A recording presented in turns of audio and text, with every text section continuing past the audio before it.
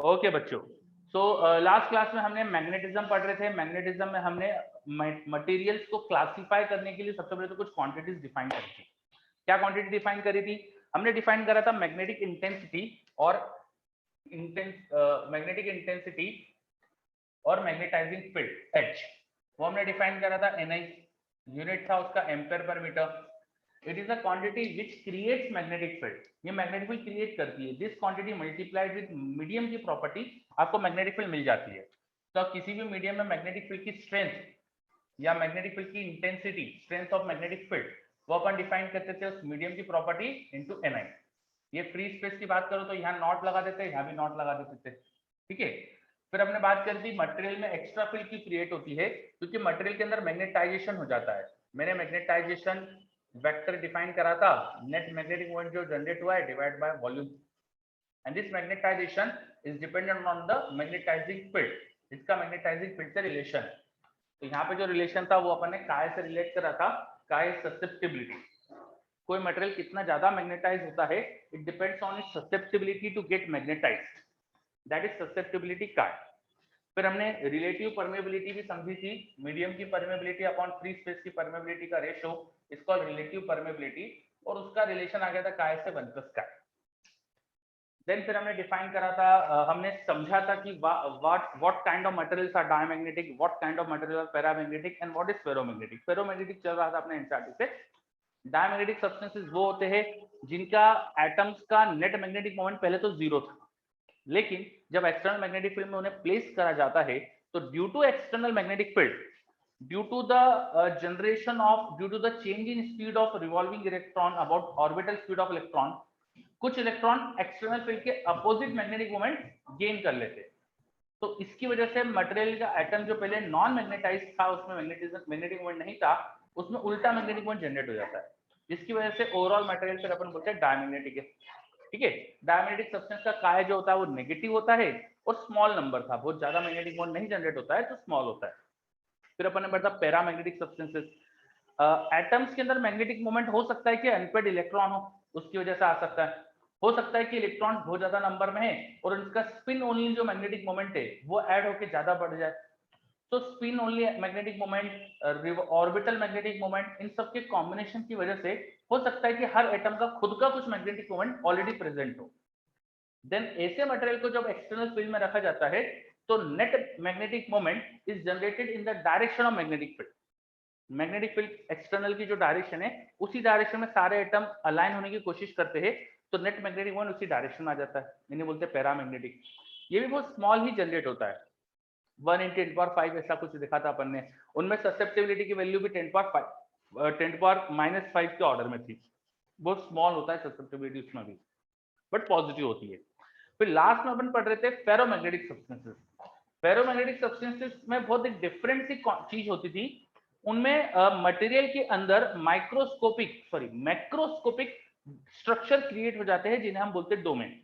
इन macroscopic level जो structure थे उनका साइज के ऑर्डर में था, मिलीमीटर्स के ऑर्डर में था, और इनमें क्या था कि सारे एटम एक ही डायरेक्शन में अलाइन थे।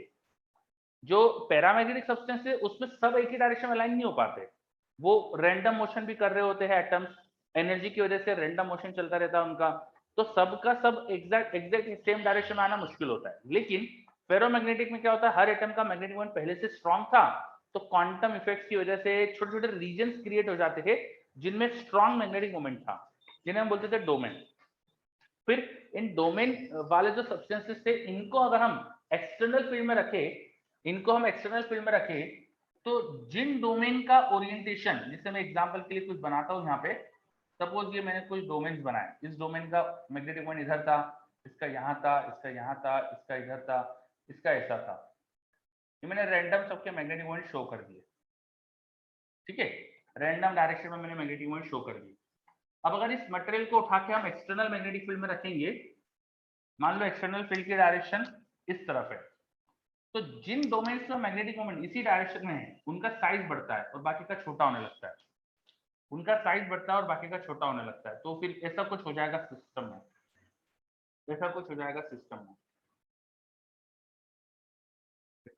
बाकी डोमेन का साइज स्मॉल होने लगता है। और जिन डोमेन का magnetic moment exactly external field की डायरेक्शन में था उनका साइज बढ़ने लगता है। अब नेट में स्ट्रॉन्ग मैग्नेटिक मोमेंट आ जाएगा क्योंकि रैंडमनेस अब कम हो गई, तो मैग्नेटिक मोमेंट स्ट्रॉन्ग क्रिएट हो जाता है। ठीक है, ये पॉइंट अपना एनसीईआरटी में पूरा नहीं हुआ था, ये अपन पढ़ ही रहे थे। तो डोमेन्स का साइज चेंज होता है एज वेल एज डोमेन्स का साइज चेंज होता है एज वेल एज जो थोड़ा बहुत इधर उधर डायरेक्शन में डोमेन है वो मैग्नेटिक फील्ड की डायरेक्शन में अलाइन हो जाते हैं। तो ये सारी जो अपन ने बातें बोली स्पेकुलेशन नहीं है, ये अंडर द माइक्रोस्कोप दिखता भी है, हम पढ़ेंगे एनसीईआरटी में। It is also observable in microscope. दिखता है कि जो डोमेन्स का ओरिएंटेशन एक्सटर्नल फील्ड के अलॉन्ग है उनका साइज बढ़ता है, और बाकी डोमेन जो थोड़ा बहुत इधर उधर थे वो इसकी डायरेक्शन में अलाइन होने लगते हैं, और बाकी जो डोमेन जो अपोजिट या बहुत ही ज्यादा रैंडम डायरेक्शन में थे उनका साइज छोटा होने लगता है। ठीक है, हाँ, और इसका रीजन क्या है ये हम नहीं जानेंगे, इसका रीजन जो है वो क्वांटम मैकेनिक्स से आएगा, तो वो हमारे स्कोप से बाहर है। चलो, तो ये अपनी इतनी बातें हुई थी, अब अपन एनसीईआरटी को आगे कंटिन्यू करते हैं, कुछ चीजें हमें अभी और कंप्लीट करना है। ठीक है, मतलब ओवरऑल वॉल्यूम कंजर्व, हाँ वॉल्यूम तो कंजर्व ही रहेगा ऑफ कोर्स, मटेरियल का टोटल वॉल्यूम तो चेंज नहीं होगा मैग्नेटिक फील्ड में रखने से। ठीक है, चलो जस्ट अ मिनट, अब एनसीईआरटी वापस से आगे कंटिन्यू करते हम।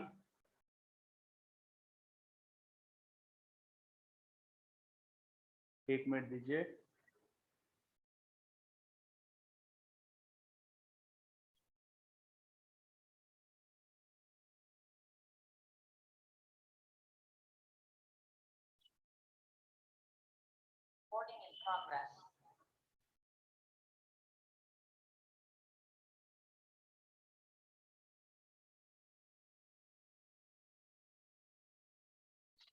चलो देखो, ये मैग्नेटिज्म एंड मैटर के फिर से मैंने एनसीईआरटी शेयर करी है, तो ये शुरू का तो कंप्लीट हो चुका था अपना, इसको आगे बढ़ाते हैं अपन ना। हम पढ़ रहे थे मटेरियल के बारे में। अच्छा, एक एग्जांपल मुझे किसी ने बोला था, कौन सा एग्जांपल था, 5.5 की 6 की 7, कौन से एग्जांपल की बात चल रही थी? एक डाउट है एग्जांपल किसी बच्चे का। 5.5, चलो मैं देख लेता हूँ 5.5 में क्या दिया है। हाँ, 5.5 में थोड़ा सा एक दिक्कत थी शायद, हाँ। 5.5 में लिखा है, figure 5.5 shows a small magnetized needle P placed at the point O। O पर कोई small magnetized needle है। The arrow shows the direction of its magnetic moment. The other arrow shows different positions and orientations of magnetic moment of other identical magnetized needle। अच्छा, अलग अलग position पे उसी के जैसी और मैग्नेटाइज नीडल रख दी है। अब क्या पूछा है, in which configuration the system is in stable unstable, in which confidence system is not in equilibrium. तो नॉट इन इक्विलिब्रियम तो आप देख सकते हो यार, फोर्स एंड टॉर्क के कॉन्सेप्ट से। तो मुझे तो नहीं लगता कि कहीं पर भी इक्विलिब्रियम आएगा, क्योंकि फोर्स तो लगेगा ही। एक डायपोल की वजह से जो मैग्नेटिक फील्ड क्रिएट होती है, तो वो मैग्नेटिक फील्ड नॉन यूनिफॉर्म होती है, तो बाकी सारे dipole non uniform magnetic field में है, तो फोर्स तो लगेगा ही, तो इक्विलिब्रियम तो कोई होना ही नहीं चाहिए। तो इन्होंने क्या कह दिया है, ए में दिया है PQ1 और PQ2। ये पता नहीं पास में रखने से क्या बोलना चाह रहे हैं, यहाँ पे टॉक तो लगेगा ही। पोटेंशियल जो configuration arises due to the potential जो any dipole,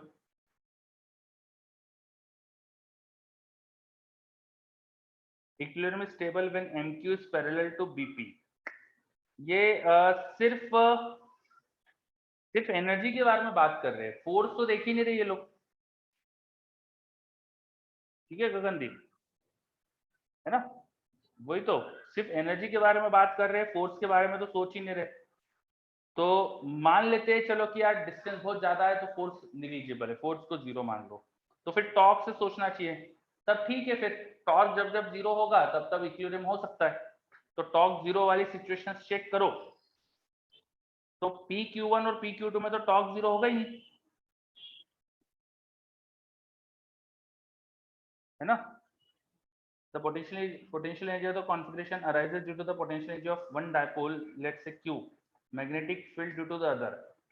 Use the result at the, ठीक है, इसके बाद क्या बोला है इन्होंने, for the instant configuration Q3 for which Q is strong, Q is along the perpendicular bisector of dipole P। Q3 की मैग्नेटिक फील्ड किधर बनेगी, Q3 की वजह से P के पैरेलल मैग्नेटिक फील्ड बनेगी, Q3 की वजह से, Q3 की वजह से P के पैरेलल मैग्नेटिक फील्ड बनेगी। और ये लोग क्या बोल रहे हैं, for the instant configuration Q3 for which Q is along the perpendicular bisector of the dipole P, the magnetic moment of Q is parallel to the magnetic field of position 3.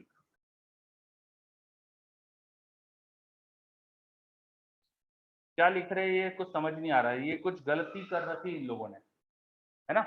आपको दिख रहा है वो क्या लिख रहे हैं, for the instant for the configuration Q3 which is for which Q is along the perpendicular bisector of B.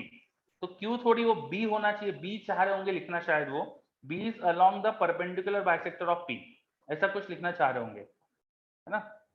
हाँ, तो वो कुछ ना कुछ तो गड़बड़ है।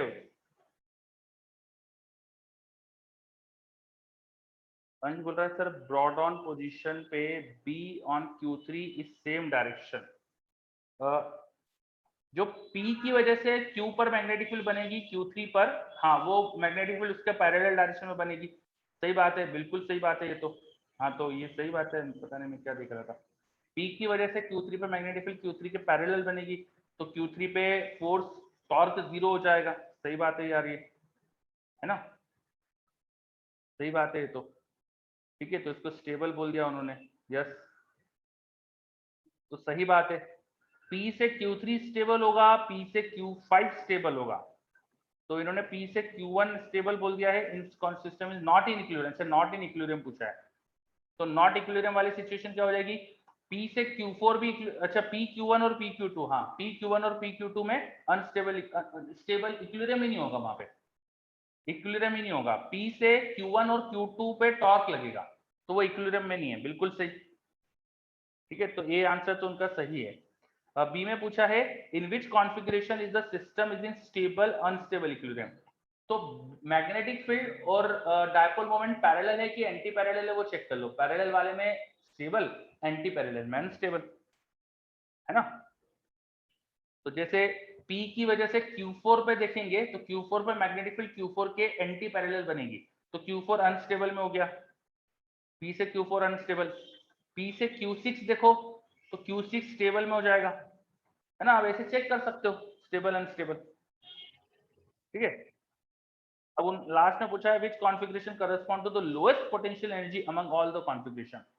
तो किसमें पोटेंशियल एनर्जी सबसे कम है, निकाल सकते हो। माइनस पी डॉट ई होती है, तो जो स्टेबल इक्विलिब्रियम में था उन्हीं में पोटेंशियल एनर्जी कम होना चाहिए, है ना? और जो एक्सेल पे होंगे उसकी सबसे कम होगी, तो इसलिए पी क्यू 6 सही लिखा है आंसर। ठीक है, चलो तो ये अपना क्वेश्चन कंप्लीट। आगे आ जाते फिर।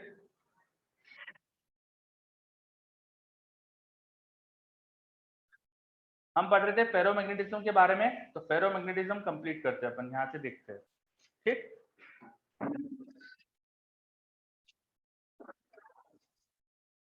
Just a minute.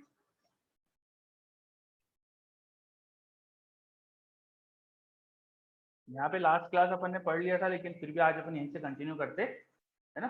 यहाँ से शुरू से स्टार्ट करते हैं, फेरोमैग्नेटिज्म में शुरू से स्टार्ट करते हैं यहाँ से। चलो, तो कौन हेल्प करेगा आज मेरी?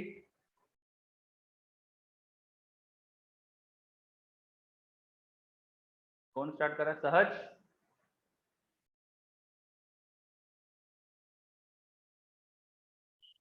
सहज सेठी।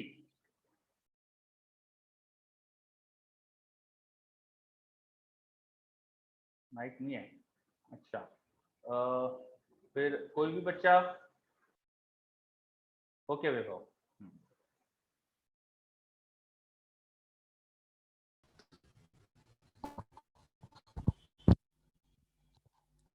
Ferromagnetic substances are those which get strongly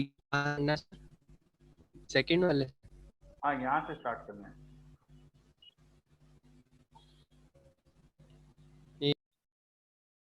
हम यहाँ से स्टार्ट करते हैं, ये वाले पैराग्राफ से। देखो, द इंडिविजुअल एटम्स और आयंस और molecules in a ferromagnetic materials, यहाँ से स्टार्ट करते हैं।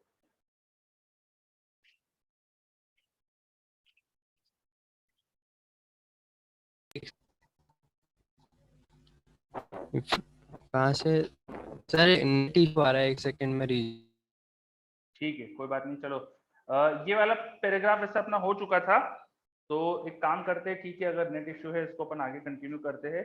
इसके बाद नेक्स्ट जो हमारा पेज है वहां पे आ जाते हैं अपन।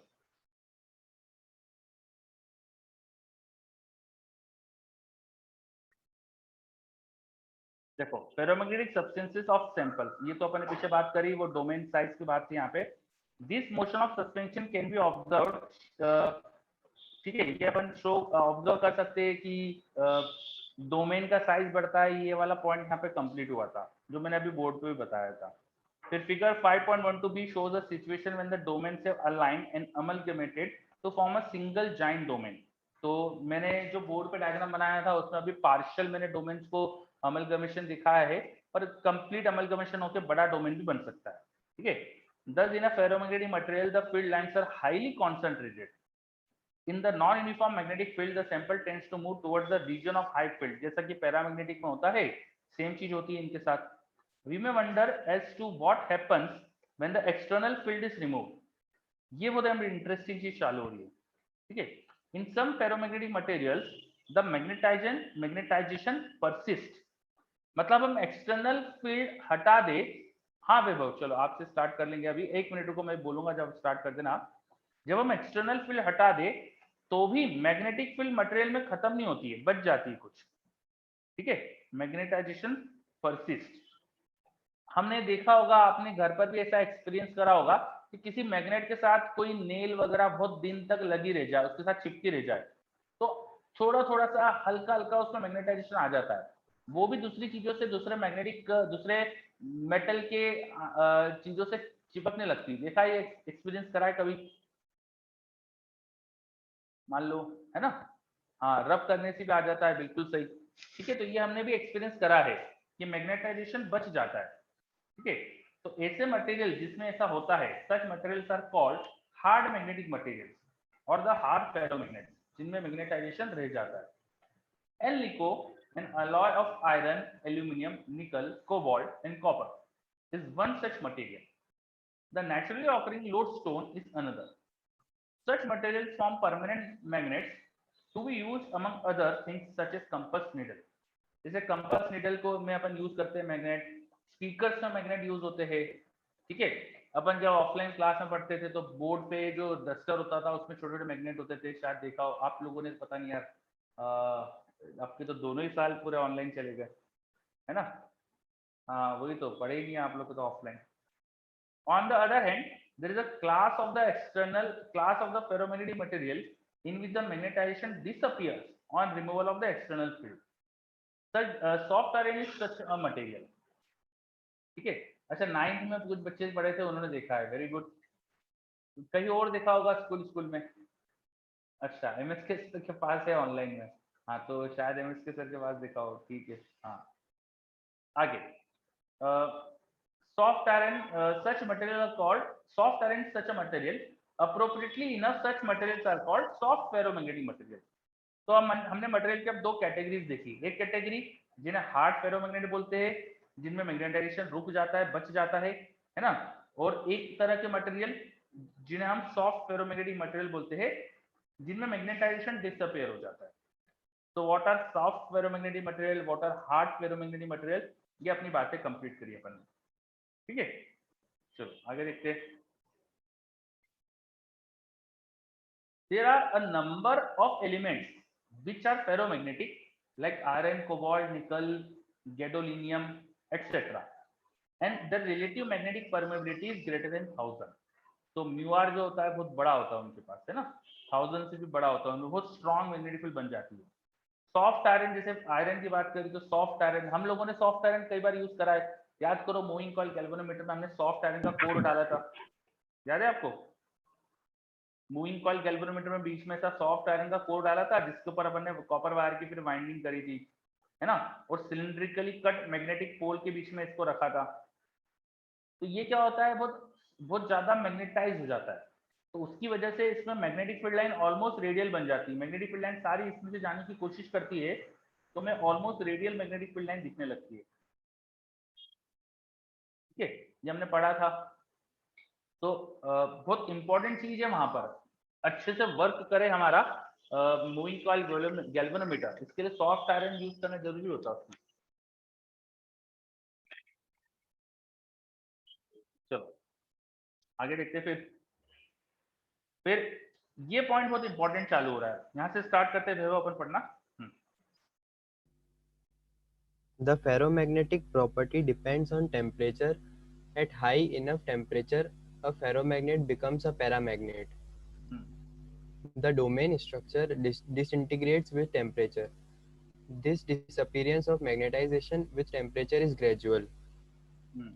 It is a phase transition reminding us of the melting of a solid crystal. The temperature, okay. ये क्या बातें कर रहे हैं यहाँ पर कि फेरोमैग्नेटिक प्रॉपर्टी टेम्परेचर पर डिपेंड करती है। हाई टेम्परेचर पर एक फेरोमैग्नेटिक पैरामैग्नेटिक में बदल जाता है, कन्वर्ट हो जाता है। The domain structure disintegrate with temperature and this disappearance is gradual. It is a phase transition reminding us of melting of solid crystal. तो जैसा वो फैक्टोरियल, मतलब फैक्टोरियल नहीं है, वो एक्सक्लेमेशन मार्क है ना, ये ऊपर एक्सक्लेमेशन मार्क है, ये फैक्टोरियल नहीं था, ठीक है। हाँ चलो, तो जैसा ग्लास उसके साथ होता है ना, अपने बर्फ के साथ, कि बर्फ को हीट देते जाओ तो धीरे धीरे मेल्ट होते जाता है, वैसे ही होता है फेरोमैग्नेट के साथ, उन्हें हीट देते जाओ तो धीरे धीरे पैरामैग्नेटिक में कन्वर्ट होंगे, पूरा की पूरा पैरामैग्नेटिक बन जाएगा।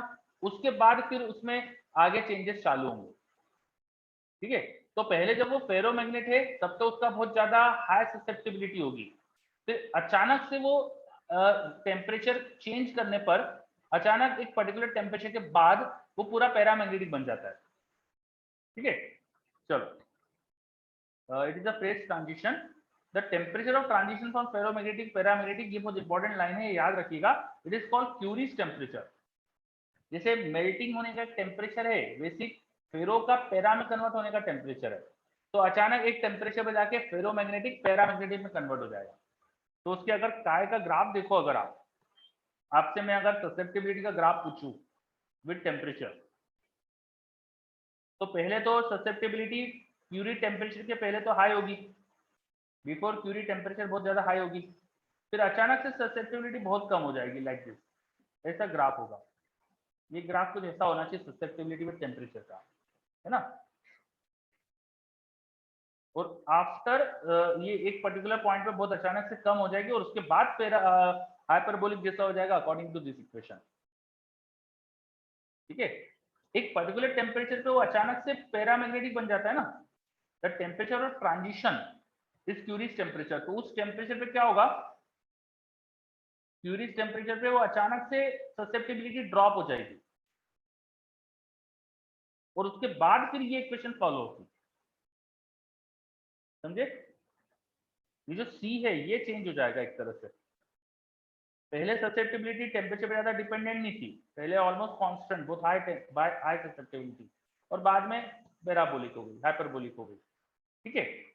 चलो, मेरे पास एक अंशुल ने बताया कि सर मैंने एक वीडियो देखा था जिसमें मैग्नेट को जला दो तो उसकी सब मैग्नेटिक प्रॉपर्टी खत्म हो जाती है। ये वही चीज है बेटा, है ना, मैग्नेट को हीट कर दो तो क्यूरी टेम्परेचर के अबव टेम्परेचर पैरामैग्नेटिक हो जाएगा, ठीक है। Table 5.4 lists the Curie temperature of certain ferromagnet and the susceptibility above the Curie temperature, that is in paramagnetic phase, is described by this equation. तो ये इक्वेशन क्यूरीज टेम्परेचर के above valid है, देखो यहाँ लिखा भी, ठीक है। अपन ने पढ़ा था curies law for paramagnetic substance, हमने वहां देखा था ससेप्टिबिलिटी एक कांस्टेंट अपॉन टेम्परेचर देखी थी पीछे वाले पेज पे पैरामैग्नेटिक के लिए। तो यहाँ पर बस T माइनस TC लिखा है, ये इक्वेशन होती है फॉर पैरामैग्नेटिक और ये होती है फॉर फेरोमैग्नेटिक। क्या ये समझ में आ रहा है? इससे बहुत क्वेश्चन आए हुए हैं, इस ग्राफ पे बहुत क्वेश्चन आए हुए हैं, है ना। ये चीज बहुत इंपॉर्टेंट है, याद रखना है। अब कुछ सब्सटेंसेस के क्यूरीज टेम्परेचर दिए हुए हैं यहाँ पर, Curie's temperature of some substances. तो पैरामैग्नेटिक मटेरियल के दिए हुए, जैसे कोबाल्ट का 1394 केल्विन है ना, गैडोलिनियम का ओनली 317 केल्विन है। 317 केल्विन मतलब क्या हो गया, 273 तो नॉर्मल होता है, उसमें 27 और जोड़ो और फिर 17 और जोड़ दो, है ना। 27 + 17 कितना हो जाएगा, 37 + 7, मतलब इंडिया की गर्मी में तो ये क्या हो जाएगा, पैरामैग्नेटिक बन जाएगा, है ना। इंडिया में गर्मी में तो पैरामैग्नेटिक बन जाएगा फेरो से। हाँ, मतलब कि अपने इंडिया में नॉर्मल रूम टेम्परेचर जो पहुंचता है उस पर पैरामैग्नेटिक बन जाएगा। मतलब इसको अपन किसी इंस्ट्रूमेंट में यूज भी नहीं कर पाएंगे, क्योंकि इंस्ट्रूमेंट जैसे लैपटॉप में तो बहुत हाई टेम्परेचर पहुंच ही जाता है, तो वहां भी यूज नहीं कर सकते इसको। ठीक है, चलो वहां पर फिर एल निको वगैरह ये सब चीजें यूज होती है। आगे देखते हैं। ये एक अच्छा क्वेश्चन है, इलस्ट्रेशन 5.1, ये देख लो एक बार। A domain in ferromagnetic iron is in the form of a cube of side length 1 micrometer. Estimate the number of iron atom in the domain and the maximum possible dipole moment and magnetization of the domain. Magnetization का मतलब होता है magnetic moment per unit volume. Maximum possible dipole moment कब होगा, जब सारे molecule का atom का डायपोल मोमेंट ऐड हो रहा हो। द मॉलिक्यूलर मास दे रखा है, इससे आपको पता चल जाएगा कि 1 माइक्रोमीटर में, ये देखो डेंसिटी, ये हमको क्या दिया, डेंसिटी दी है, तो डेंसिटी से इतने में कितना मास होगा वो मिल जाएगा। जो मास आया उसमें कितने मोल आएंगे, मोल से नंबर ऑफ एटम मिल जाएंगे, हर एटम का मैग्नेटिक मोमेंट पता है तो उन सबको सम कर दो तो मैक्सिमम पॉसिबल मैग्नेटिक मोमेंट आ जाएगा। अरे समझ में बात, कैसे करना है इस क्वेश्चन को।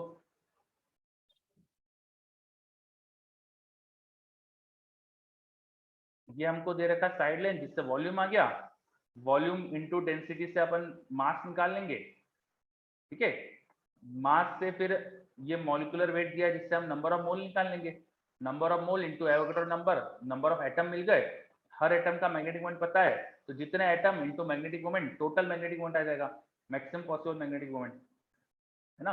फिर कर सकते हैं इसको अपन। चलो तो आगे देखते हैं फिर अपन नेक्स्ट पेज। अब बहुत इंपॉर्टेंट चीज चालू हो रही है, hysteresis curve, hysteresis curve, hysteresis loop और हिस्टेरिसिस कर्व।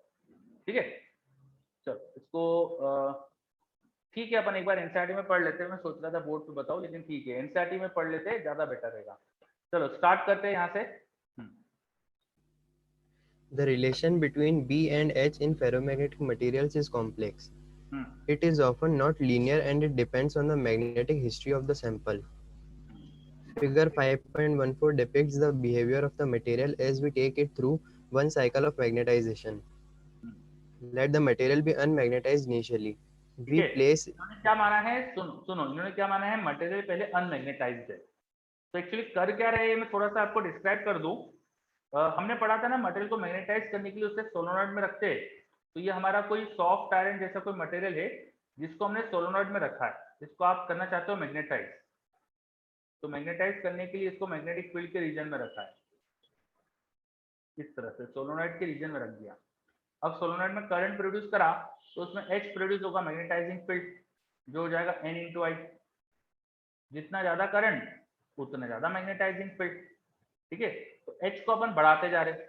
अब H के साथ ये जो हमारा बीच में मटेरियल था, इसको किसी और कलर से शो कर देता हूँ, ये वाला जो बीच में हमारा मटेरियल था, इस मटेरियल में मैग्नेटिक फील्ड के बारे में बात चल रही है अपनी। तो हम मटेरियल में प्रोड्यूस होने वाली मैग्नेटिक फील्ड B और H, इनके बीच में यहाँ पे ग्राफ देखते हैं, B और H के बीच में।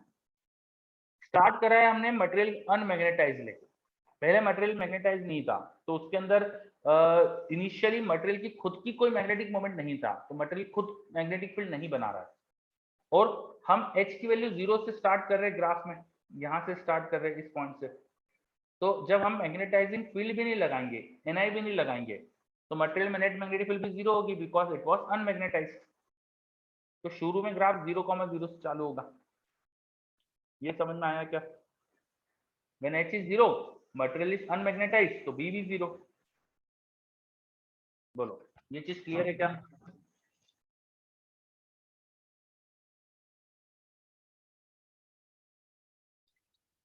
ठीक है, आगे देखते।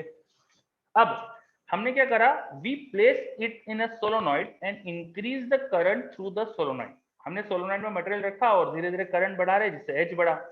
तो H बढ़ेगा तो मटेरियल मैग्नेटाइज होने लगेगा, मटेरियल में मैग्नेटिक फील्ड बढ़ेगी, लाइक दिस कर्व। ऐसा कुछ कर्व फॉलो होता है। धीरे धीरे मटेरियल सेचुरेट होने लगेगा, जब उसमें जो मैक्सिमम मैग्नेटिक फील्ड आ सकती थी उतनी आ गई, तो अब और मैग्नेटिक फील्ड बढ़ नहीं पाएगी। ठीक है, the magnetic field B in the material rises and saturates as depicted in the curve O2A। तो O से A का जो मैंने कर्व जो हाईलाइट करा है, इसमें हमें दिख रहा है कि magnetic field in the material increase हो रही है, फिर धीरे धीरे सेचुरेट हो गई, यहाँ पर आके कांस्टेंट जैसी हो गई। क्यों? क्योंकि मटेरियल पूरी तरह से जब मैग्नेटाइज हो गया, अब उसके अंदर जो मैग्नेटिक मोमेंट मैक्सिमम था वो जनरेट हो चुका है, तो अब और एक्स्ट्रा मैग्नेटिक फील्ड नहीं आ सकती उसमें। This behaviour represent the alignment and merger of domains until no further enhancement is possible। क्या ये चीज क्लियर है?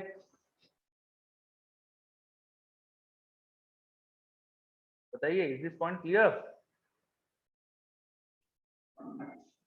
नहीं, हम H लगा रहे हैं, मटेरियल को मैग्नेटाइज करने की कोशिश कर रहे हैं यूजिंग मैग्नेटाइजिंग फील्ड। तो जैसे जैसे मैग्नेटाइजिंग फील्ड बढ़ाई, हमने H को बढ़ाया, वैसे वैसे मटेरियल के अंदर मैग्नेटाइजेशन होता है ना, याद करो, magnetization was susceptibility times H। ठीक है, तो मटेरियल में मैग्नेटाइजेशन बढ़ा, मैग्नेटाइजेशन बढ़ा मतलब मैग्नेटिक मोमेंट बढ़ा, मटेरियल के अंदर जो डोमेन से वो अपने आप को एक्सटर्नल फील्ड की डायरेक्शन में अलाइन करने लगे। जब पूरा की पूरा मटेरियल ही एक्सटर्नल फील्ड की डायरेक्शन में मैग्नेटाइज हो गया, तो अब अंदर और एक्स्ट्रा मैग्नेटिक फील्ड नहीं आ सकती ना। ठीक है, तो यही चीज यहाँ पे बता रहा है OA कर्व। चलो सभी बच्चे देख लो, गोपाल को तो क्लियर है, बाकी सबको OA कर्व क्या है समझ में आ रहा है?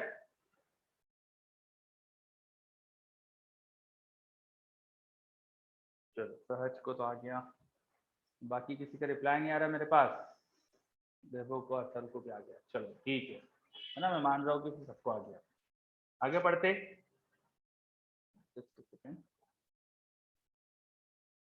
हाँ, it is pointless to increase the current and hence the magnetic intensity H beyond this। अब इसके आगे अपन H नहीं बढ़ा रहे, हमने देख लिया मटेरियल सेचुरेट हो गया तो अपन H को इंक्रीज नहीं कर रहे हैं।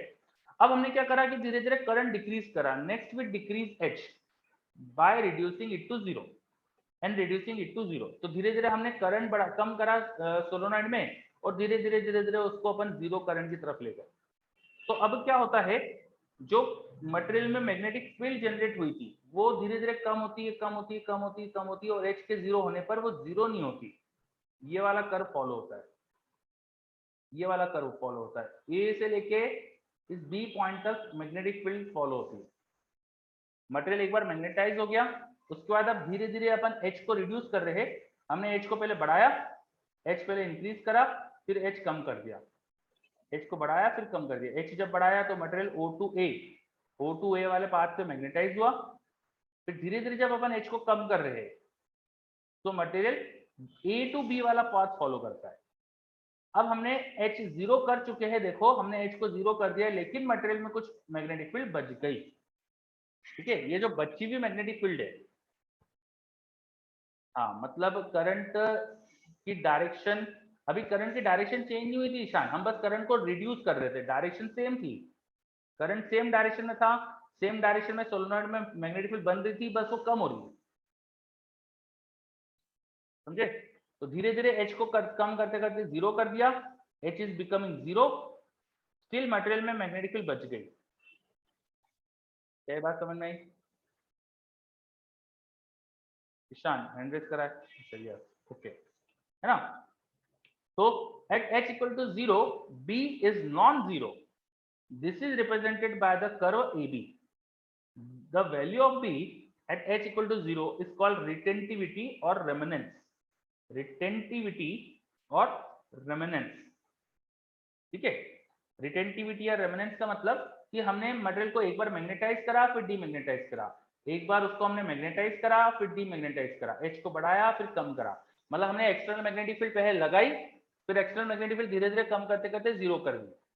तो मटेरियल में मैग्नेटाइज करके फिर धीरे धीरे एक्सटर्नल फील्ड हटा देने पर जो बच जाती magnetic field, that is called remnants और रिटेंटिविटी। तो रिटेंटिविटी जितनी ज्यादा उतना ज्यादा हार्ड मैग्नेटिक सब्सटेंस, अपने पढ़ा था ना हार्ड फेरोमैग्नेट, हार्ड फेरोमैग्नेट्स में मैग्नेटिक फील्ड बच जाती है। So retentivity is the measure of hardness of the magnetic material, जिसकी ज्यादा रिटेंटिविटी वो ज्यादा हार्ड। सही बात है क्या? देखो अच्छे से,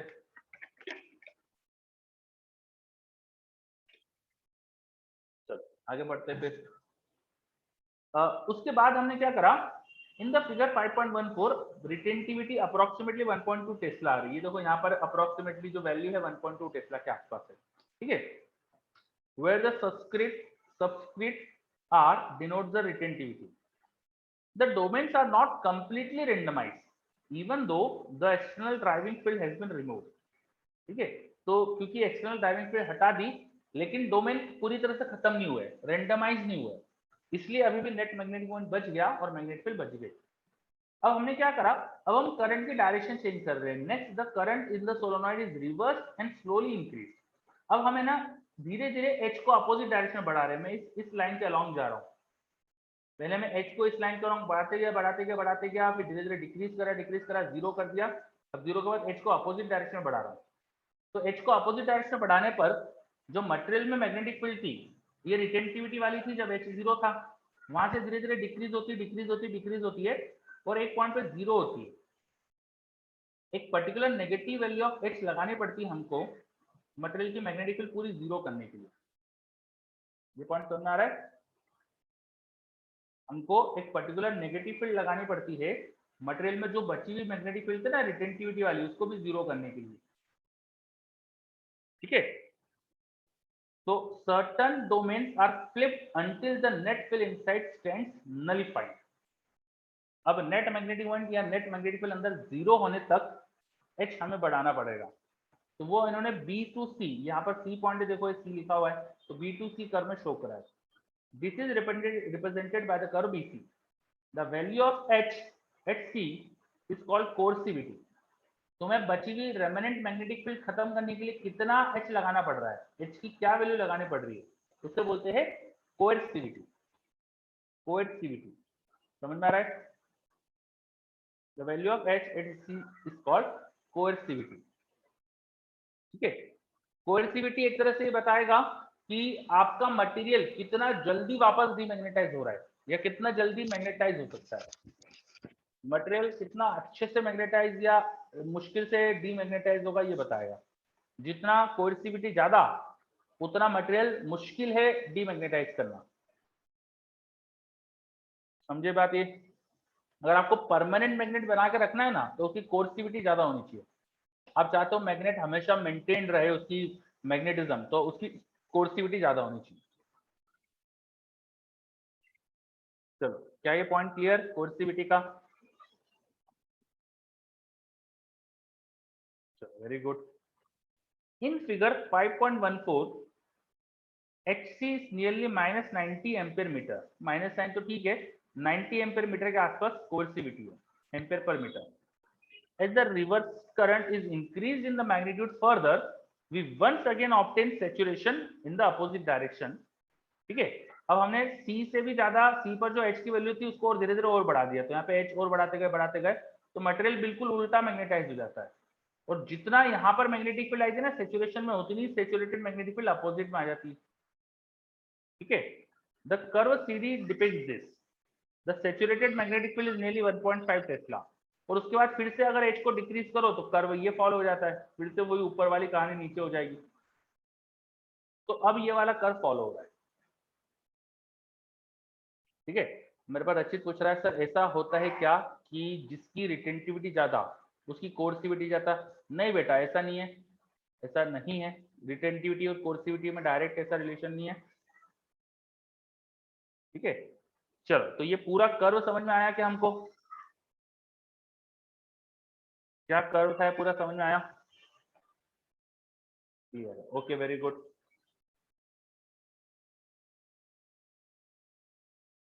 ठीक है, तो हमने यहाँ तक की चीजें सारी बात कर ली है। The current is reduce in reverse the cycle, this cycle repeats itself. ये साइकिल फिर अपने आप को पूरा रिपीट करते चलता है। अब ईशान पूछ रहा है क्वेश्चन कैसे आते हैं? जितनी भी अपन ने बातें करी ना इन सब पे क्वेश्चन आते हैं, जो भी थ्योरेटिकल बातें करी सब पे क्वेश्चन आते हैं, ठीक है। Note that the curve OA does not retraces itself as H is reduced. अब क्या होता है कि आपने एक बार डीमैग्नेटाइज मटेरियल से चालू करा, वो मैग्नेटाइज हो गया, उसका तुम H कम कर रहे हो तो भी मटेरियल में मैग्नेटिक फील्ड बच रही है, H को नेगेटिव ले गए तो उल्टा मैग्नेटाइज हो गया। कभी भी वापस से OA कर्व नहीं आएगा, हमेशा ऐसा फॉलो होते रहेगा। OA कर्व वापस से कभी रिपीट नहीं होता, ठीक है। For a given value of h, b is not unique but depends on the previous history of the sample. Of course आप इस ग्राफ में देख सकते हो एक पर्टिकुलर h के लिए b की दो वैल्यू पॉसिबल है, डिपेंडिंग अपॉन कि पहले हिस्ट्री में क्या था। ठीक है, चलो। This phenomena is called hysteresis. The word hysteresis means lagging behind, ठीक है, एंड नॉट हिस्ट्री। तो इस तरह से कुछ हिस्टेरिसिस का मतलब है। अभी जो कर्व है इसको बोलते हैं हिस्टेरिसिस कर्व। क्या है क्लियर? Very good. अच्छा, ये जो हिस्टेरिसिस कर्व है ये हमें मटेरियल को मैग्नेटाइज करने फिर डीमैग्नेटाइज करने में कितना एनर्जी का लॉस होगा ये बता सकता है। एक बार मटेरियल को आपने मैग्नेटाइज करा, उसके मैग्नेटिक फील्ड बढ़ाई, है ना, उसकी मैग्नेटिक फील्ड बढ़ाई, फिर उसको कम करा, धीरे धीरे जीरो करा, फिर अपोजिट डायरेक्शन मैग्नेटाइज करा, फिर जीरो करा, फिर वापस पहली डायरेक्शन मैग्नेटाइज करा, और आप एक साइकिल बार बार चला रहे हो। मान लो आपका एक साइकिल बार बार चल रहा है, इस तरह से साइकिल आपका चलते जा रहा है। ठीक है, तो one complete cycle of magnetization, demagnetization, opposite magnetization, फिर डीमैग्नेटाइजेशन, एक पूरा जो साइकिल होता है ना, इसमें कुछ हीट एनर्जी प्रोड्यूस होती है, कुछ एनर्जी का लॉस होता है, and that is proportional to the area of this curve. ये एक्स्ट्रा लिख लीजिए, ये एनसीईआरटी में नहीं लिखा हुआ है। ठीक है, और हमें क्वेश्चन में हमको ये यूज करना है कि exactly the heat energy per unit volume, heat developed पर यूनिट वॉल्यूम, मटेरियल के यूनिट वॉल्यूम में कितनी हीट डेवलप होती है मटेरियल की। सर ग्राफ ऊपर होते जा रहा है क्या होने के साथ? नहीं नहीं बेटा, ग्राफ ऊपर नहीं हो रहा है, वो तो मेरे से बनाने में ऐसा हो गया। ग्राफ ऊपर नहीं होता, वो सेम ग्राफ बार बार रिपीट होता है। Heat energy per unit volume is exactly equal to area of this curve. इस कर्व का अगर कोई आपको एरिया दे दे तो आपको पर यूनिट वॉल्यूम में एक साइकिल ऑफ मैग्नेटाइजेशन डीमैग्नेटाइजेशन में कितनी हीट प्रोड्यूस होगी वो मिल जाएगा। मान लो मटेरियल का वॉल्यूम टोटल 2 मीटर क्यूब है, तो 2 मीटर क्यूब के लिए आपको डबल करना पड़ेगा, एरिया की वैल्यू जो आ रही है उसका double will the heat loss in one cycle of magnetization in demagnetization. ये चीज लिख लीजिए, ये एक्स्ट्रा पॉइंट है, लिख लीजिए, ये एनसीईआरटी में नहीं लिखा हुआ है। Heat developed per unit volume in one cycle of magnetization and demagnetization is equal to area of the hysteresis curve। क्या नोट हो गया अच्छे से?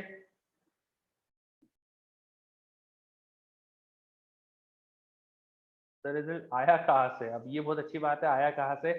ये आया कहाँ से अब ये आप रहने दो, इसको बस याद कर लो, है ना। फिलहाल हमारे लिए बस ये याद कर लीजिए, इसकी हिस्ट्री में नहीं जाएंगे, हमारे लिए कोई जरूरत नहीं है। देखो ये जेई मेंस में आता है, जेई मेंस में क्वेश्चन है ना एनसीईआरटी के बाहर के भी आ जाते हैं, तो इसलिए मैं थोड़ा थोड़ा सा एक्स्ट्रा जो पुराने चीजें थी किताबों में वो भी बता रहा हूँ। ठीक है, अब क्या होता है कि जेई मेंस में उनसे कोई आप वो तो कर नहीं सकते आर्ग्यूमेंट की आपने सिलेबस से बाहर का दे दिया, तो एक्स्ट्रा पढ़ के रखो बस, अब क्या। हाँ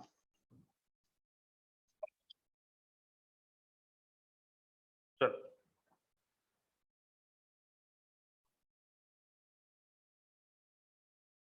तो नेक्स्ट पॉइंट है हमारा परमानेंट मैग्नेट्स एंड इलेक्ट्रोमैग्नेट्स।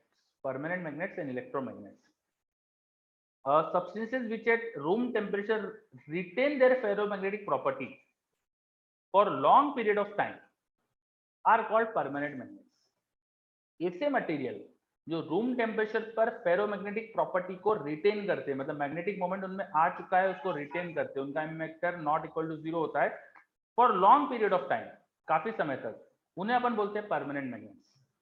ठीक है, तो क्या होता है परमानेंट मैग्नेट्स अपन ने देख लिया, अब कैसे बनते हैं क्या वो समझते हैं अपन। चलो तो यहाँ से पढ़ना स्टार्ट करें वैभव। Permanent magnets हाँ can be made in a variety of ways. One can hold an iron rod in the north-south direction and hammer it repeatedly. The method is illustrated in figure 5.15. The illustration is from a 400-year-old book to emphasize that the making of permanent magnet is an old art.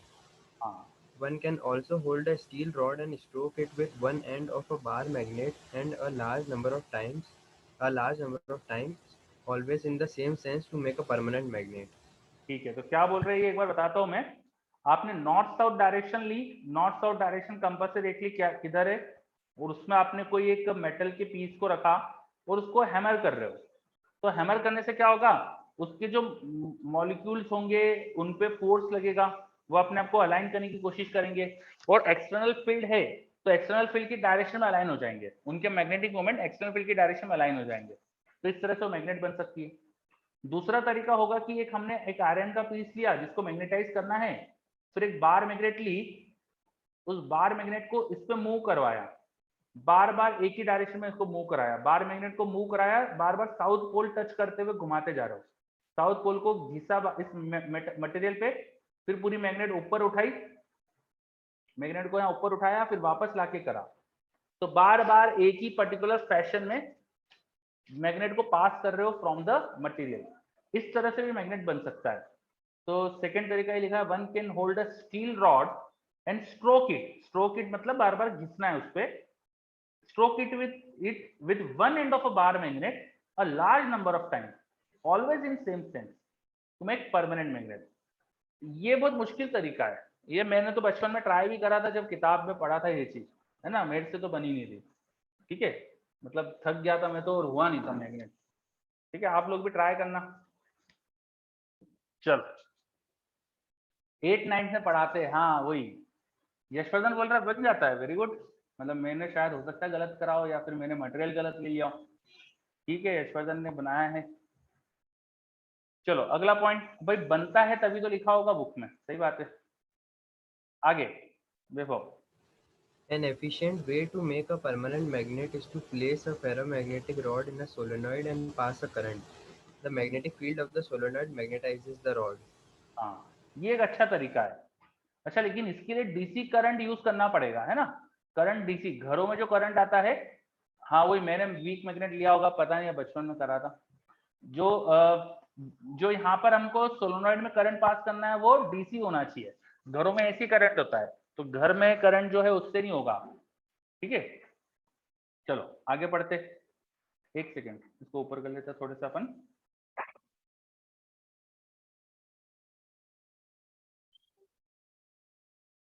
ठीक है,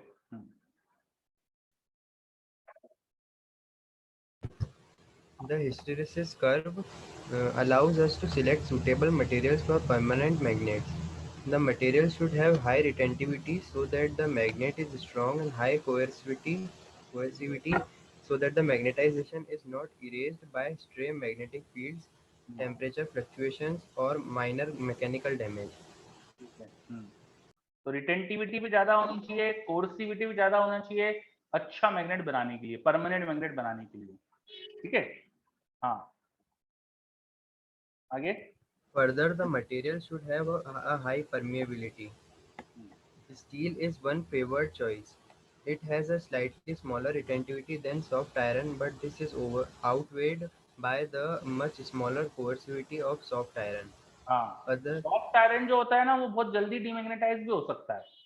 soft iron magnetisation भी बहुत ज्यादा बनता है उसमें, और जल्दी डीमैग्नेटाइज भी होता है।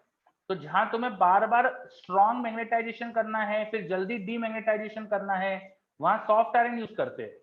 जैसे कि अपना मूविंग कॉइल गैल्वेनोमीटर, कोई हमें नहीं पता करंट किस डायरेक्शन में आएगा, तो उसमें करंट की डायरेक्शन बार बार बदल भी सकती है, इसलिए अपन सॉफ्ट आयरन यूज करते हैं। ठीक है, लेकिन हमको जहां पे मैग्नेट स्ट्रॉन्ग रखना है काफी टाइम तक, वहां पर अपन सॉफ्ट आयरन यूज नहीं करते, वहां स्टील यूज करते हैं। चलो आगे। Other suitable materials for permanent magnets are alnico, cobalt, steel, and ticonal. Hmm Core of electromagnets are made of ferromagnetic materials which have high permeability and low retentivity. बहुत Soft एक iron is minute a ना, suitable कुछ बच्चों के message आए हैं। Solenoid में भी कॉइल सॉफ्ट आयरन के आसपास रहती है, सॉफ्ट आयरन की लेते सोलोनॉइड में भी, बिल्कुल सही। सर ऑन ऑफ वाले भी होते हैं ना मैग्नेट, हाँ वो यही सॉफ्ट आयरन से बनाते हैं जिनको अपन ऑन ऑफ करते हैं, जिनको जल्दी से डीमैग्नेटाइज कर सकते हैं वहां पे सॉफ्ट आयरन ही यूज होता है। रचित बोल रहा है निडोमियम भी यूज करते हैं। हाँ आजकल एक नियोमियम या ऐसा कुछ सब्सटेंस है जो सोनी वगैरह के स्पीकर्स में लिखते हैं वो लोग, निडोमियम या ऐसा कुछ लिखते हैं वो। ठीक है, चलो आगे बढ़ते फिर। Core of electromagnets are made of ferromagnetic materials which are high permeability, low retentivity. Soft iron is a suitable material for electromagnets. On placing a soft iron rod in a solenoid and passing a current, we increase the magnetism of the solenoid by 1,000-fold. When we switch off the solenoid current, the magnetism is effectively switched off since the soft iron core has a low retentivity. The arrangement is shown in figure 5.16. ठीक है, तो जहां भी आपको magnetism थोड़ी देर रखना है फिर खत्म करना है, वहां पर हम यूज करते हैं सॉफ्ट आयरन हमेशा। ठीक है, ठीक है, आगे बढ़ते। तो ये कुछ एग्जांपल दिखाए है। Next, In certain applications, the material goes through an AC cycle of magnetization for a long period. This is the case in transformer ports and telephone diaphragms. The hysteresis curve of such materials must be narrow. The energy dissipated and the heating will consequently be small. The material must have a high resistivity of to lower eddy current losses. You will study about eddy currents in chapter 6. ठीक है, next chapter अपना यही है EMI, जिसमें हम eddy current के बारे में बातें करेंगे। तो ट्रांसफॉर्मर की कोर में ट्रांसफॉर्मर क्या होता है वो वहां पे देखेंगे। वहां पर क्या होता है कि बार बार मटेरियल मैग्नेटाइज डीमैग्नेटाइज होता है, वहां पे एसी करंट पास होता है मटेरियल से। ठीक है, तो आपका जो ये वाला जो कर्व है ना, हिस्टेरिसिस कर्व, बिल्कुल यही फॉलो होता है। ट्रांसफॉर्मर की कोर में अपन सॉफ्ट आयरन मटेरियल लेते हैं और उस पर ना कॉपर की कॉइल वाइंड करी हुई रहती है। इस पे कॉपर की कॉइल को यहाँ वाइंड करा हुआ रहता है, इस तरह से कॉपर की कॉइल यहाँ पे वाइंड होती है, दूसरी तरफ भी कॉपर की कॉइल वाइंड है यहाँ पे। तो ये कॉपर की कॉइल और इसमें एसी करंट पास होता है। तो एसी करंट की वजह से क्या होता है कि बार बार वो मैग्नेटाइज डीमैग्नेटाइज होने का फिनोमेना चलते रहता है। जो अपन ने कर्व देखा था ना, वो कर्व पूरा फॉलो होते रहता है।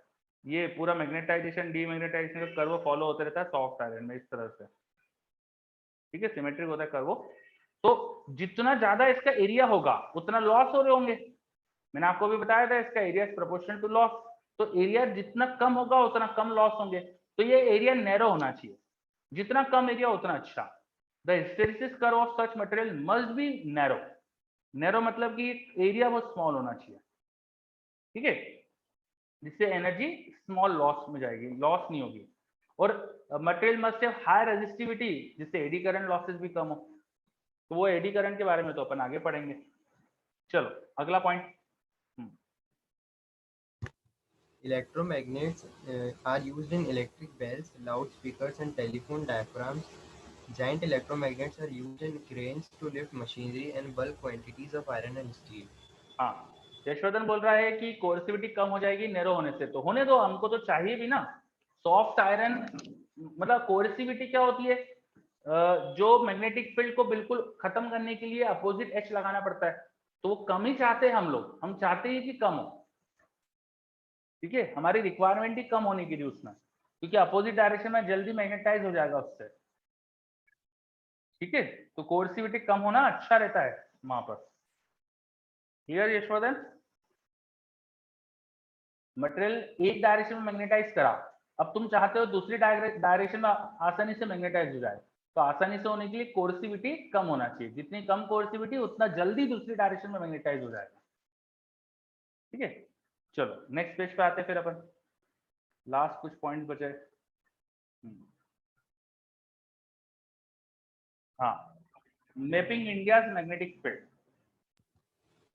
Because of its practical application in prospecting, communication, and navigation, the magnetic field of the Earth is mapped by most nations with an accuracy comparable to geographical mapping. In India, over a dozen observations exist extending from geographical mapping extending from Trivandrum, now Tiruvananthapuram, in the south to Gulmarg in the north. These observations work under the aegis of the Indian Institute of Geomagnetism (IIG) in Kolaba, Mumbai. ये कोलाबा, ये किताब में गलत छपा हुआ है। मैं तो यहाँ पे गया हुआ हूँ, मैंने तो यहाँ पे कुछ काम भी करा है। तो कोलाबा में नहीं है, ये नवी मुंबई में है। अब ये बहुत पहले कोलाबा में था, ये कोलाबा में इनका छोटा सा कोई सेंटर होगा, इनकी पूरी बिल्डिंग अभी नवी मुंबई में है। ऐसा भी लिख देते, देखो ये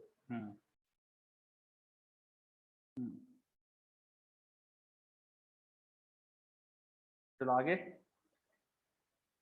The IIG grew out of Colaba and Alibag Observatory and was formally established in 1971.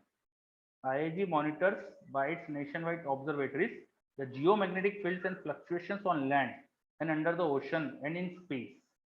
Its services are used by Oil and ONGC, National Institute of Oceanography (NIO), and ISRO. As a part of worldwide network which is ceaselessly updates the geomagnetic data. Now India has a permanent station called Gangotri. ठीक है, चलो. अब नहीं Rashid, internship नहीं, मैं कुछ काम work जिस कंपनी में करता था उसके लिए गया था वहाँ. तो हम बोल रहा है इस समय तो पाकिस्तान से वॉर चल रहा है, तब ऑब्जर्वेटरी बना रहे हैं. ये पता नहीं क्या बात कर रहे सोहम आप. 1971 में. अच्छा, नहीं तो सब साथ में चलते रहता है ना. आप वॉर जैसे अभी अपन जैसे चाइना से स्टैंड ऑफ चल रहा था, उस समय इंडिया में बाकी चीजें भी तो चली रही थी, है ना. तो वॉर के समय ऐसा नहीं होता कि बाकी काम नहीं होते, सब होता है.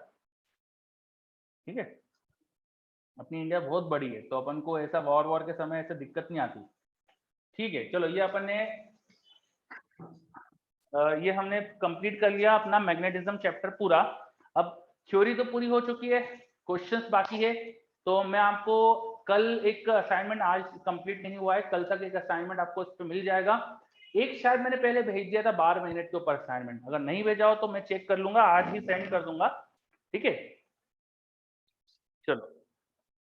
हाँ, नहीं भेजा हो तो फिर मैं आज ही चेक कर लूंगा, आपको आज ही भेज दूंगा. अब आप मॉड्यूल पूरा करिए. मॉड्यूल का BB1 डिस्कस करना था हमको आज, तो अब स्टार्ट करें BB1 डिस्कशन. बोलो. यस, ठीक है. चलो, तो मैं मेरे पास BB1 ओपन कर रहा हूँ, आप आपके पास जल्दी से ओपन कर लीजिए. थोड़ा बहुत समय अपने पास, जल्दी से डिस्कस कर लेते हैं. किसी को कोई डाउट BB1 में? मुझे गोपाल तो बोल रहा है कोई डाउट नहीं है. देख लीजिए अच्छे से आप.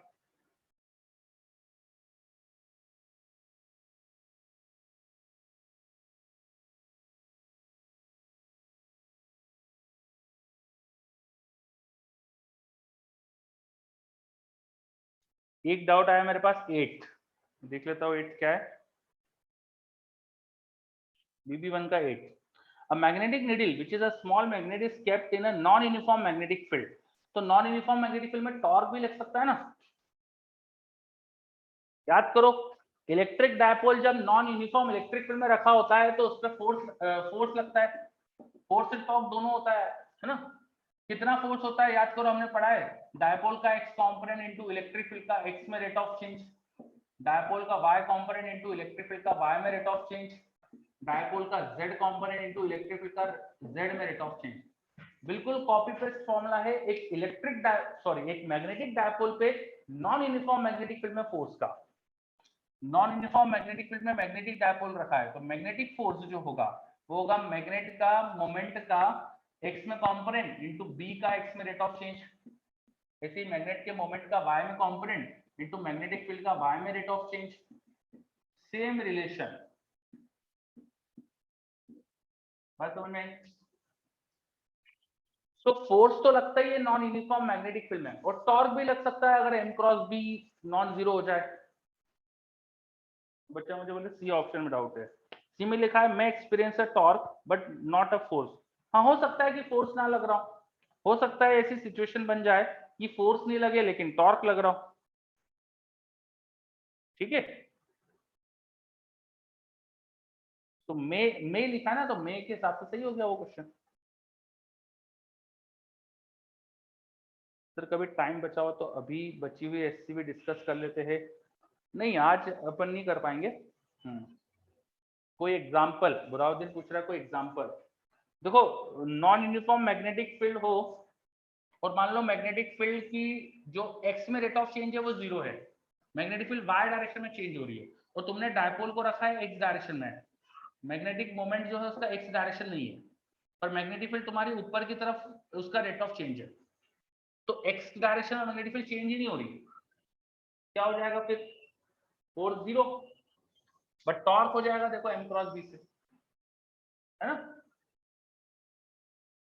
ठीक है, चलो अब और कोई डाउट है आपका बिगिनर बॉक्स 1 में?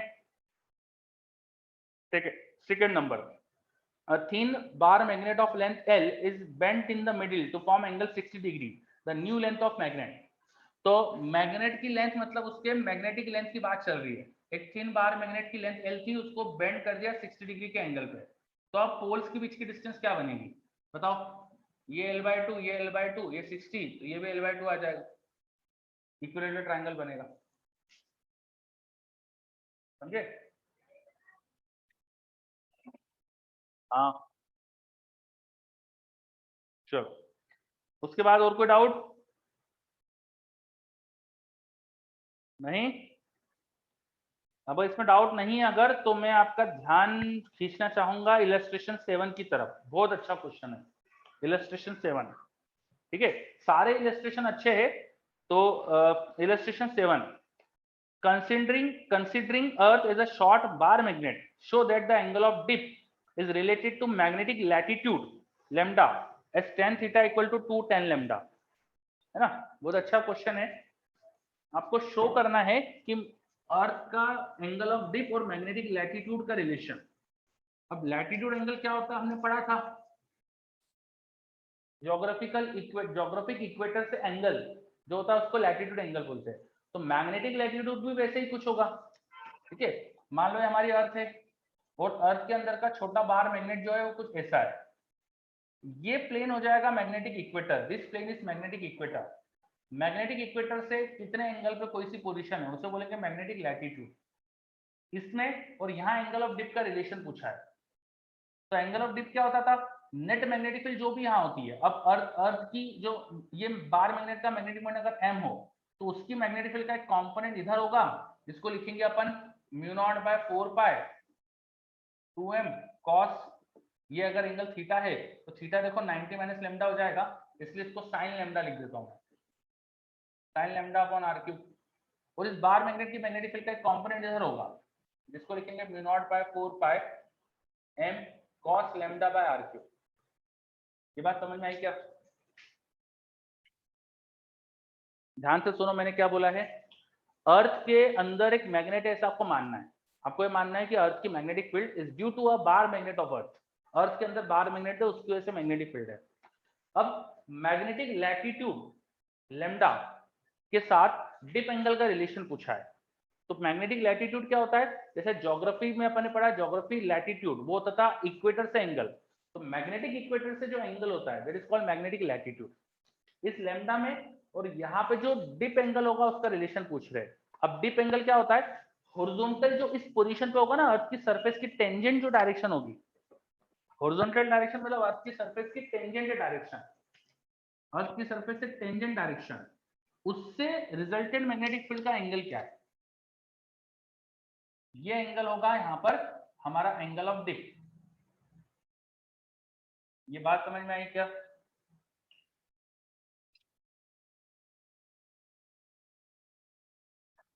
हाँ या ना, मेरे पास कोई रिप्लाई नहीं आ रहा है। चलो क्लियर है। तो अब आपको बताना है इस एंगल में और इस लेमडा का रिलेशन। तो ये एंगल मुझे लगता है अब आप निकाल पाओगे, tan डेल्टा हो जाएगा मैग्नेटिक फील्ड का ये वाला कंपोनेंट अपॉन ये वाला कंपोनेंट, तो तुम्हें tan डेल्टा और tan लेमडा का रिलेशन मिल जाएगा, है ना। ठीक है, तो ये बहुत अच्छा इलस्ट्रेशन था। ठीक है, इसके पहला जो इलस्ट्रेशन है इलस्ट्रेशन 6, वो भी अच्छा है, वो भी बढ़िया क्वेश्चन है, वो भी अब मैं आप पे छोड़ रहा हूँ करने के लिए। ठीक है, इसके अलावा फिर एक टेबल पे ध्यान दीजिए, पेज नंबर 11 पे, पेज नंबर 11 पे आ जाओ, एक टेबल है, पेज नंबर 11 पे आ जाओ, एक टेबल है, देख रहे हो आप, पेज नंबर 11 पे एक टेबल है, मैं शेयर करूं कि आप देख लोगे? चलो शेयर कर ही देता हूँ।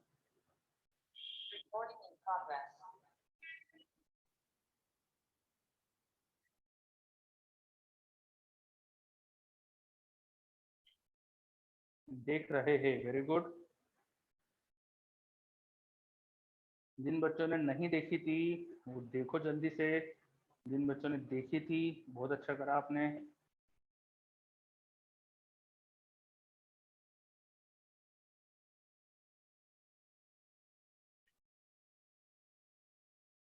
देखो मैंने शेयर भी करा है। मैं किस टेबल की बात कर रहा हूँ, ये वाले टेबल की बात कर रहा हूँ। ठीक है, इस टेबल में प्रॉपर्टीज डायमैग्नेटिक, पैरामैग्नेटिक और फेरोमैग्नेटिक इनका डिस्कशन करा है। पैरामैग्नेटिक, डायमैग्नेटिक और फेरोमैग्नेटिक के प्रॉपर्टीज का डिस्कशन चल रहा है।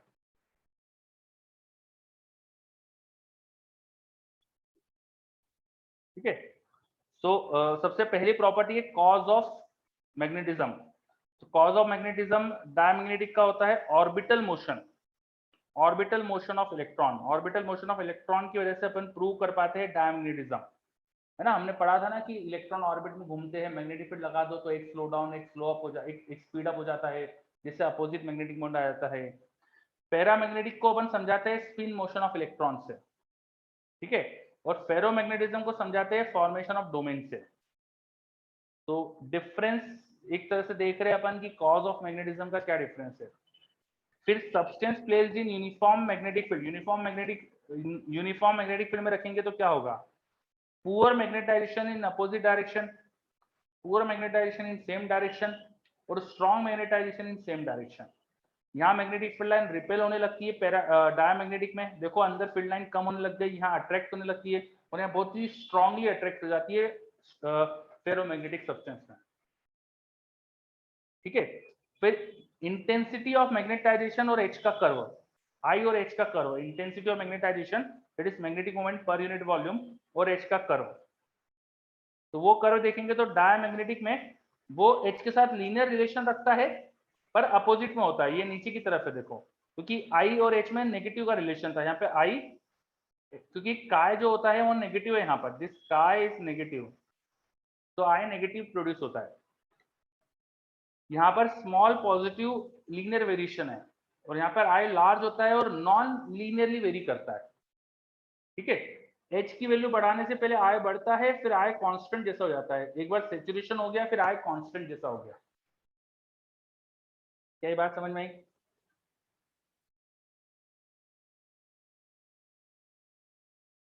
बोलो क्या ये टेबल में पॉइंट क्लियर? यस। फिर ससेप्टिबिलिटी वर्सेस टेम्परेचर का कर्व, ससेप्टिबिलिटी वर्सेस टेम्परेचर का कर्व। हर्षवर्धन बोल रहा है सर पैरा में सेचुरेशन नहीं होता, पैरा में भी सेचुरेशन होता है लेकिन हमने सेचुरेशन लेवल पे गए नहीं हम, है ना। वहां पे आए एक्चुअली बहुत स्मॉल जनरेट होता है मैग्नेटाइजेशन वहां पे, तो वो सेचुरेशन लेवल बहुत हाई एच पे आता है, तो उसकी बात ही नहीं कर रहे वहां पे।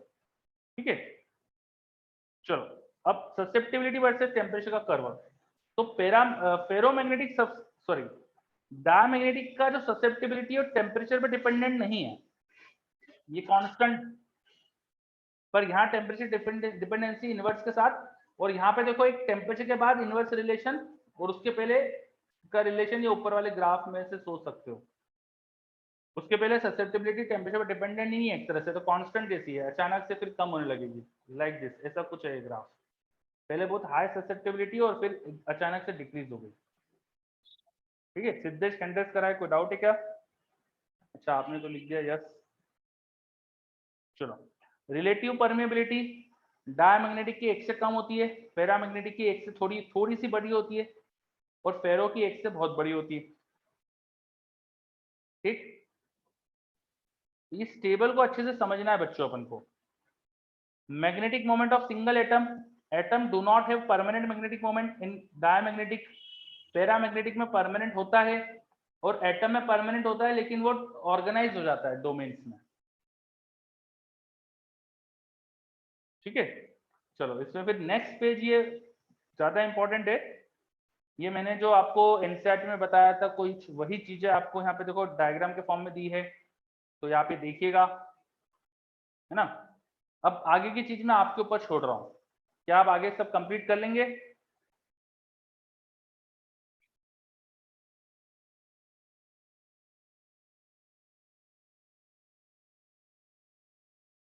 ठीक है, चलो तो अपन यहाँ रुकते हैं आज। है ना।